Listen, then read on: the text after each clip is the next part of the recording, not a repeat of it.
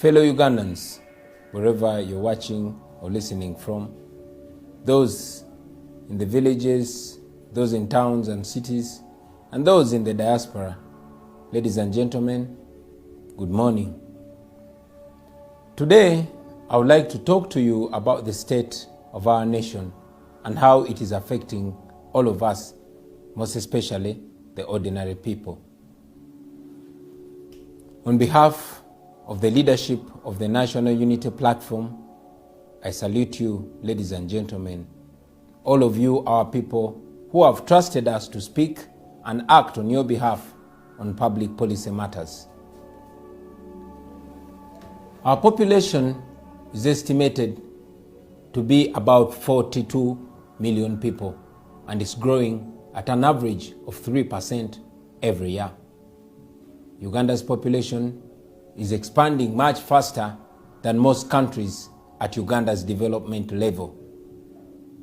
So I'm speaking to you, ladies and gentlemen, at a time when our fast-growing population is facing fast-rising prices of almost everything, with clearly no hope of any kind of relief from the state. I am aware, ladies and gentlemen, of the lost hope and of the shattered livelihoods which is caused by the high cost of living. 2022 is probably the worst year for salary earners and for farmers whose produce must be transported by trucks running on diesel. Transport for the people, especially public means, is slowing down as the transport costs are rising. At the same time, the presidency, which is State House and President's Office, have already spent 971 billion, almost a trillion shillings.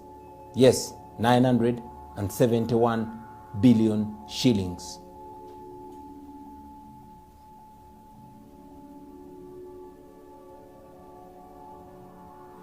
Now, about the rising cost of living.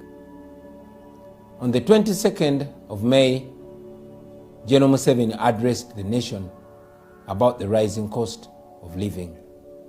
He, however, did not offer any kind of relief or solution to the citizens, but instead, he advised Ugandans to tighten their seatbelts. Well, on his part, he continues to spend public money as if he's not aware that the country is suffering a price shock.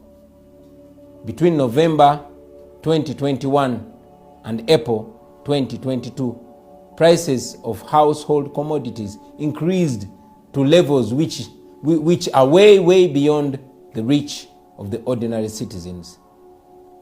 This information is on the Uganda Bureau of Statistics website, the UBOS website, and it's available for all of you to see. Therefore, fellow Ugandans, for us to arrest this situation, government must go back to the fuel market.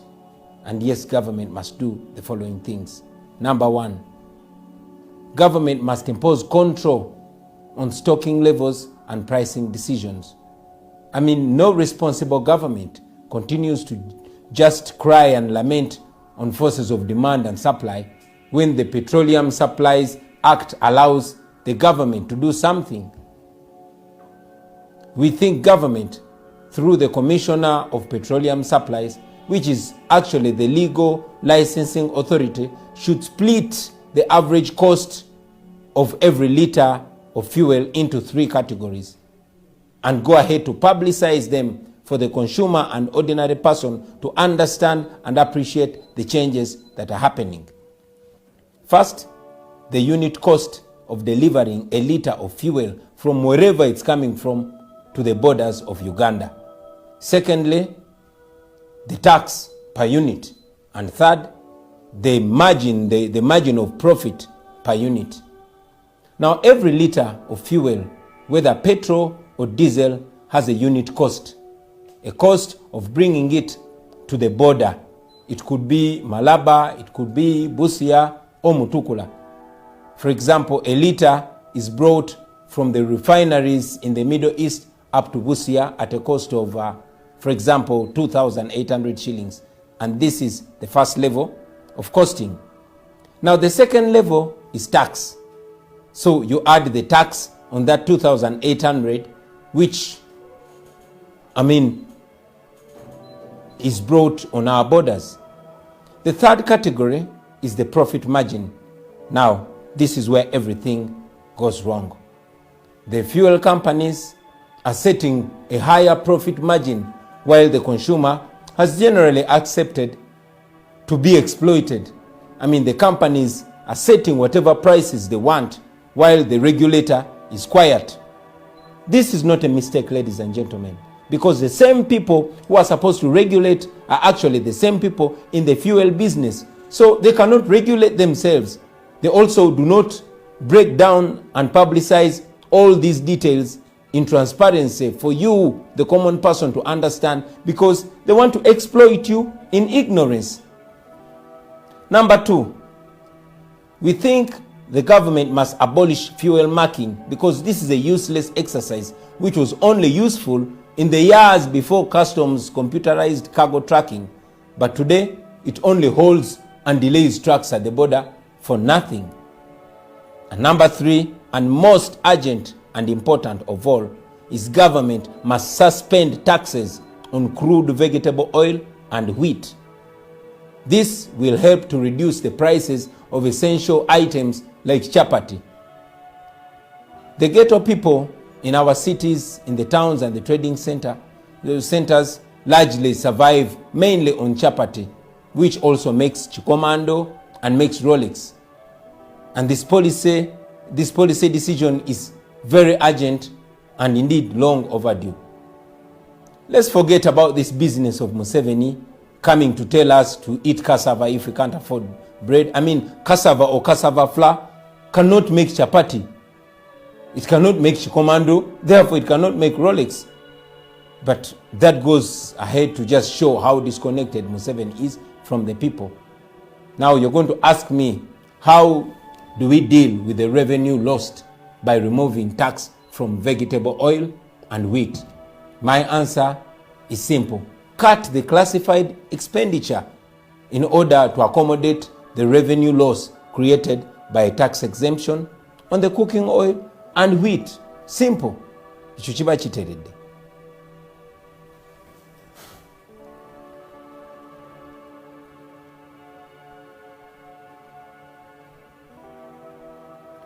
Now, about the failure of government to deliver public services.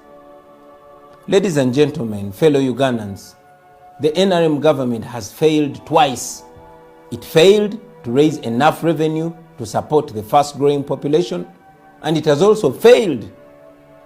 It has outrightly stolen and unfairly distributed the little revenue that is collected. The NRM party, because of selective application of tax policy and administration, the taxes collected are not matching the reported size of the economy. The economy is expanding to higher levels, while the few people that are taxed exorbitantly at high tax rates. Now, this is a comparison of Uganda's average revenue expenditure as per GDP with other countries in our league between 2016 and 2020.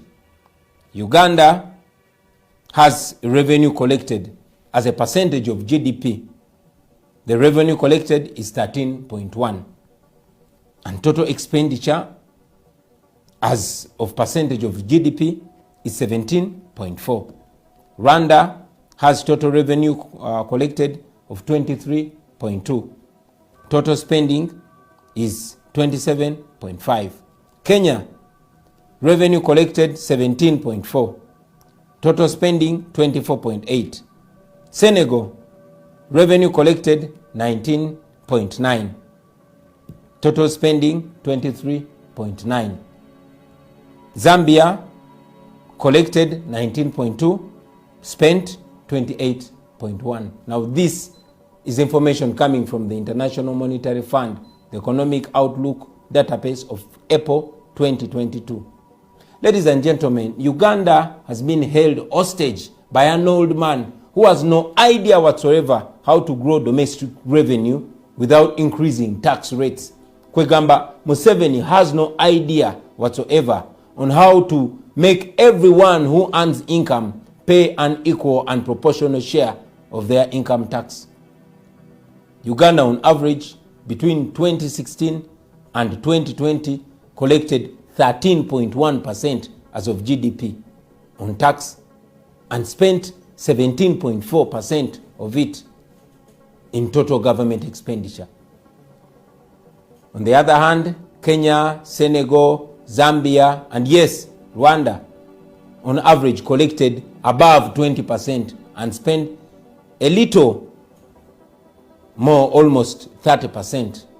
So this means that these governments have higher capacity to spend on public goods and services for their citizens, according to the sizes of their revenue and the expenditure when compared to the sizes of their economies.